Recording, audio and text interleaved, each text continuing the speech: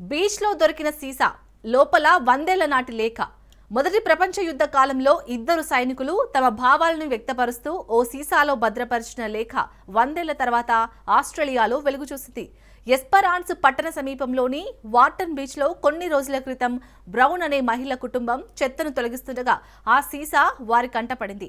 అందులో దొరికిన లేఖ ప్రకారం 1916 ఆగస్టు 15న మాల్కమ్ నెవిల్లే, విలియం హార్లీ అనే సైనికులు ఫ్రాన్స్లోని యుద్ధ క్షేత్రాలకు ఓడలో తరలి వెళ్తున్న సమయంలో తమ సందేశాన్ని సీసాలో దాచి సముద్రంలోకి విసిరేశారు.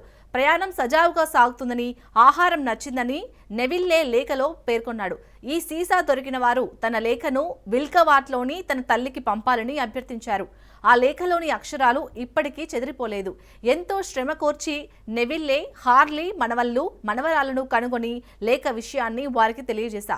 నెవిల్లే యుద్ధంలో గాయపడి 1917లో మరణించినట్లు, హార్లీ క్యాన్సర్తో 1934లో మృతి చెందినట్లు వారి కుటుంబ సభ్యుల ద్వారా తెలిసింది అని బ్రౌన్ తెలిపారు.